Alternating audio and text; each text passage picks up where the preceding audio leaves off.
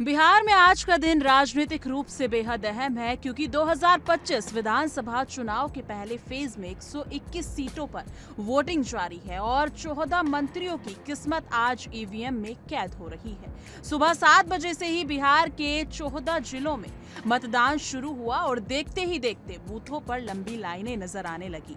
पटना, मधेपुरा, सहरसा, दरभंगा, मुजफ्फरपुर जैसे बड़े जिलों में सुबह सुबह का माहौल बिल्कुल त्योहार जैसा था। जी हाँ, लोकतंत्र के इस महापर्व में लोगों की भागीदारी साफ दिख रही थी और चुनाव आयोग भी पूरी तरह हाई टेक मोड में दिखाई दिया।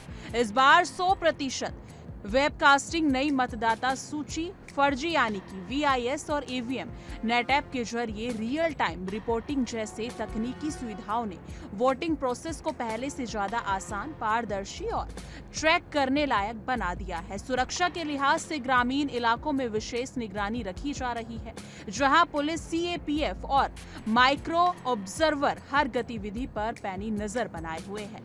पटना का बांकीपुर विधानसभा क्षेत्र इस फेज की सबसे हाई प्रोफाइल सीटों में से एक माना जा रहा है, जहां बीजेपी उम्मीदवार नितिन नबीन सुबह वोटिंग के दौरान मीडिया से मुखातिब हुए। जी हां, उन्होंने कहा कि बिहार को विकास की गति और तेज करनी है और इसका रास्ता सिर्फ सुशासन वाली सरकार ही दिखा सकती है। आइए जान लेते हैं उन्होंने क्या कुछ कहा है। मेरा मानना है कि विकास को रफ्तार मिलनी चाहिए, एक सुशासन वाली व्यवस्थित सरकार चाहिए और जनता को इस विकास की रफ्तार को और गति देनी है। दूसरी तरफ आपने देखा है कि आरजेडी ने ट्वीट किया है, बताया है कि किस तरह से बीजेपी बिहार से बाहर जो प्रवासी लोग रहते हैं, बिहारी प्रवासी, उनको ट्रेन से जबरदस्ती भेजा जा रहा है वोटिंग के लिए, उसके लिए बीजेपी ने व्यवस्था किया, ऐसा आरोप लगाया है। मैं ये कहता हूं कि उनको बिहार वासियों पर भरोसा नहीं है। हमें बिहार वासियों पर भरोसा है। वो बिहारी कोई किसी के दबाव में नहीं आता है और उन्होंने बंदूक के नोक पर काम किया है, इसलिए उनके चरित्र में वही है। हमारे चरित्र में निश्चित रूप से जनता से आग्रह है और हम लोगों ने आग्रह किया है कि अधिक से अधिक वोट। अब बढ़ते हैं लखीसराय की ओर, जहां से बिहार के उप मुख्यमंत्री और भाजपा उम्मीदवार विजय कुमार सिन्हा चुनाव मैदान में है। वोटिंग के बीच उन्होंने एक भावनात्मक और सांस्कृतिक जुड़ाव वाला संदेश दिया। उन्होंने कहा कि जैसे बिहार छठ पूजा को सामाजिक सौहार्द, अनुशासन और भक्ति के साथ मनाता है, वैसे ही लोकतंत्र का ये महापर्व भी लोगों में एकता का संदेश लेकर आता है। आइए जान लेते हैं उन्होंने क्या कुछ कहा है। देखिए, ये लोकतंत्र का महापर्व और पहली बार बिहार में लोक आस्था के महापर्व छठ के बाद माता छठ मैया का पवित्रता, शुद्धता के बाद लोकतंत्र का महापर्व में सबको भागीदारी का अवसर मिला है।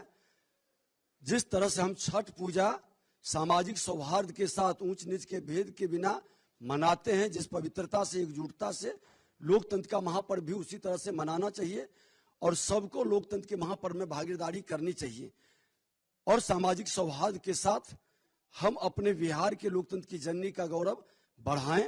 सभी बिहार वासियों से, हर बिहारी से मेरी यही आग्रह है कि आपका बिहार गौरवान्वित हो। बिहार को जिसने गाली बनाया, बिहार को जिसने बदनाम किया, पलायन के लिए विवश किया, नरसंहार, हत्या, अपहरण, लूट, बलात्कार का जिसने उद्योग चलाया, उससे मुक्ति बिहार को दिलाने का यही समय है, सही समय है। इसलिए हर बिहारी अब गौरवान्वित होगा और हर बिहारी सब पर भारी बने, ये भाव से हमको लोकतंत्र के महापर्व में भागीदारी करनी चाहिए। निश्चित तौर पर हमने भी सुबह से सबका मॉनिटरिंग कर रहे थे और वोटिंग शुरू है और पूरे शांति के साथ है। चुनाव आयोग को मैं हृदय से धन्यवाद देता हूं कि इतने बड़े लोकतंत्र में कुछ अराजकता तत्व के मानसिकता के लोग हैं। मेरे भी क्षेत्र में रात में कुछ अराजकता तत्व के लोगों ने धमकाने का काम किया है वोटर को, लेकिन वोटर इस बार जागरूक है और कोई, मैं तो बता दूं कि उग्रवाद, आतंकवाद को देश के प्रधानमंत्री और मुख्यमंत्री जी ने मिलकर मिटाया है। इस बार की एनडीए की सरकार अपराध और भ्रष्टाचार को पूरा लहूलुहान चोट करेगा और बिहार को मुक्त करेगा। इधर मधेपुरा, सहरसा, दरभंगा और मुजफ्फरपुर जैसे जिलों से भी सुबह से उत्साहजनक रिपोर्ट्स आ रही हैं। कई जगहों पर महिलाएं सुबह सुबह घर का काम निपटाकर बूथों पर पहुंच गई। युवा वोटरों में भी भारी उत्साह दिखाई दिया, जो कि हर चुनाव में एक बड़ा फैक्टर बनकर उभर रहा है। कई ग्रामीण इलाकों में सुरक्षा की कड़ी व्यवस्था और ड्रोन निगरानी के कारण लोग बिना किसी समस्या के वोट डाल पा रहे हैं। कई इलाकों में मतदान केंद्र पर भी भीड़ को देखते हुए अतिरिक्त कर्मचारियों की भी तैनाती की गई है, ताकि प्रक्रिया सुचारू रूप से चलती रहे। लेकिन इस पूरे माहौल के बीच सबसे बड़ा सवाल यही है, आखिर पहले फेज का फायदा किसे मिलेगा? 121 सीटों पर होने वाली ये वोटिंग आने वाले चुनावी समीकरणों को बड़े पैमानों पर प्रभावित करेगी। अगर जनता सरकार विरोधी मूड में हुई तो आने वाले फेज बीजेपी के लिए चुनौतीपूर्ण हो सकते हैं। लेकिन यदि एक टर्नआउट सरकार के पक्ष में हो गया तो विपक्ष के लिए मुकाबला और मुश्किल हो जाएगा। 14 मंत्रियों की किस्मत दांव पर है और आज की वोटिंग का रुझान बताता है कि जनता शांत है, लेकिन उसका फैसला बेहद निर्णायक होने वाला है।